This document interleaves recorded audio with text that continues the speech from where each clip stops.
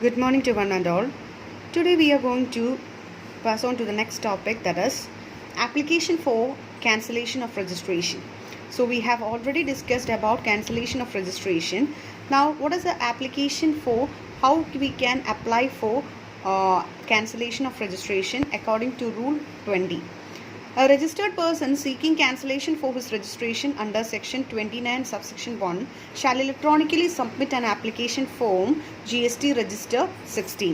അപ്പോൾ ആരാണോ ക്യാൻസലേഷന് വേണ്ടിയിട്ട് അപേക്ഷിക്കുന്നത് ആ രജിസ്റ്റേർഡ് പേഴ്സൺ ആദ്യം എന്ത് ചെയ്യുക, ആദ്യം ഇലക്ട്രോണിക്കലി ഈ ആപ്ലിക്കേഷൻ ഫോം, അതായത് ക്യാൻസലേഷന് വേണ്ടുന്ന ആപ്ലിക്കേഷൻ ഫോം ഫില്ല് ചെയ്ത് കൊടുക്കുക എന്നുള്ളതാണ്. ആ ഫോമിൻ്റെ പേരാണ് ഫോം GST Register 16.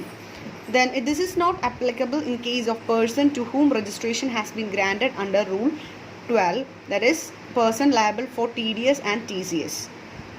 അപ്പോൾ ഈ പറയുന്ന ഒരു ഫോം GST 16 നമുക്ക് നോർമൽ ആയിട്ടുള്ള ടാക്സ് പേയേഴ്സിനുള്ള ക്യാൻസലേഷൻ മാത്രമേ നമുക്ക് പറ്റുള്ളൂ. പക്ഷേ persons liable for TDS or TCS, that is tax deduction at source or tax collected at source. Next chapter tax ഡിഡക്ഷനും അതുപോലെ ടാക്സ് കളക്ഷൻ എന്താണെന്നുള്ളത് വിശദമായിട്ട് പറയാം. ഇപ്പോൾ ഈ രണ്ട് കാര്യങ്ങൾ മനസ്സിലാക്കുക. ഈ person who is liable for tax deduction and tax collection is not liable to cancel a registration in the form GST Register 16 or a person to whom unique identity number has grant under Rule 17. Rule 17 അനുസരിച്ച് unique identity number കൊടുത്തിട്ടുള്ളവർക്കും ഇതുപോലെ cancel ചെയ്യാനായിട്ട് സാധിക്കില്ല. The application for cancellation of registration should contain the details of inputs held in stock, capital goods held on the date from which the cancellation of registration is sought. The liability which respect to such assets, details of the payment if made against such liability or supporting documents also should be furnished at a common portal within the period of 30 days of the occurrence of the event warranting the cancellation.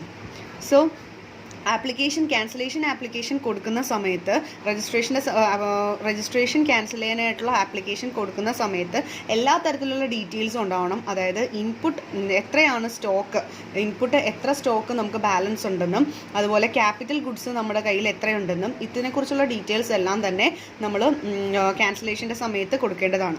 അതുപോലെ തന്നെ liabilities എത്രയുണ്ട്, assets എത്രയുണ്ട്, അതുപോലുള്ള payments എത്രയാണ് നമുക്കുള്ളത്, liabilities against ആയിട്ടുള്ള, അതായത് അസറ്റിന് against ആയിട്ടുള്ള ലയബിലിറ്റീസ് ഏതൊക്കെയാണ്, എന്തൊക്കെ ഡോക്യുമെൻറ്റ്സ് ആണ് നമുക്കുള്ളത്, ഇങ്ങനെയുള്ള സകല കാര്യങ്ങളും നമ്മൾ കോമൺ പോർട്ടൽ വഴി 30 ഡേയ്സിനുള്ളിൽ, അതായത് ക്യാൻസലേഷന് മുമ്പുള്ള 30 ഡേയ്സിൽ നമ്മളിതെല്ലാം ഹാജരാക്കിയിരിക്കണം. Then the application can be submitted either directly or through facilitation center notified by the commissioner. Commissioner notify ചെയ്തിട്ടുള്ള ഫെസിലിറ്റേഷൻ സെൻറ്ററിലൂടെയോ അല്ലെങ്കിൽ ഡയറക്റ്റ്ലി നമുക്ക് എന്ത് ചെയ്യാം, നമുക്ക് ട്രാൻസാക്ഷൻസ് കൊടുക്കാവുന്നതാണ്. In case of taxable person registered voluntarily, സ്വമേധയാണ് ഒരു ടാക്സബിൾ പേഴ്സൺ രജിസ്റ്റർ ചെയ്തിട്ടുണ്ടെങ്കിൽ application for registration shall not be considered before the expiry of period of 1 year from the date of registration. സ്വമേധയാൽ register ചെയ്തിട്ടുള്ള വ്യക്തികളാണെങ്കിൽ 1 വർഷം കഴിഞ്ഞാൽ മാത്രമേ നമുക്ക് ആപ്ലിക്കേഷൻ, അതായത് ക്യാൻസലേഷന് വേണ്ടിയിട്ടുള്ള ആപ്ലിക്കേഷൻ കൊടുക്കാനായിട്ട് സാധിക്കുകയുള്ളൂ. Next is procedure for cancellation of registration. Rule 22. എന്തൊക്കെയാണ് ക്യാൻസലേഷന് വേണ്ടിയിട്ടുള്ള പ്രൊസീജിയേഴ്സ് നോക്കാം. First one is proper officer has a reason to believe that the registration of the person is liable for be cancel under section 29.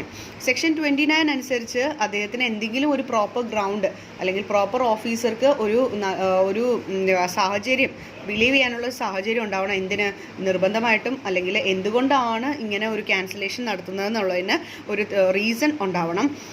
And he shall issue the notice of such person in form GST Register 17. Form GST Register 17 അവർക്ക് notice issue ചെയ്യുന്നത്. Issue ചെയ്തതിന് ശേഷം അപ്പോൾ എന്ത് reason കൊണ്ടാണോ ക്യാൻസലേഷന് വേണ്ടിയിട്ട് proper officer പറയുന്നത് ആ റീസൺ കാണിച്ചുകൊണ്ട് ഒരു നോട്ടീസ് കൊടുക്കണം. ആ നോട്ടീസ് ആ പേഴ്സണ് കൊടുക്കുന്നത് ഫോം GST Register 17. ഷോക്കോസ് നോട്ടീസാണ് കൊടുക്കുന്നത്. എന്ത് കാരണം കാണിക്കൽ നോട്ടീസ് എന്ന് അതിനെ പറഞ്ഞാൽ ഷോക്കോസ് നോട്ടീസ് കൊടുക്കുന്നു.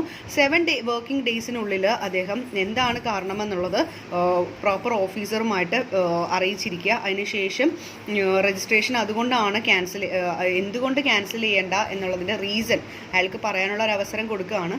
അത് അയാൾക്ക് ആ 7 ദിവസത്തിനുള്ളിൽ അവരുമായിട്ട് കമ്മ്യൂണിക്കേറ്റ് ചെയ്യാം.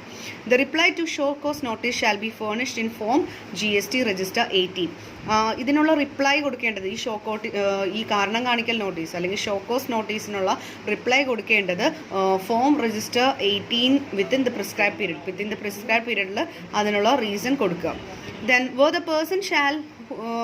the person who has submitted an application for cancellation of registration is no longer liable to registered or his registration is liable to be cancelled, the proper officer shall issue an order in form GST register 19 cancelling the registration within a period of 30 days from the date of application or the date of reply to show notice as the case may be.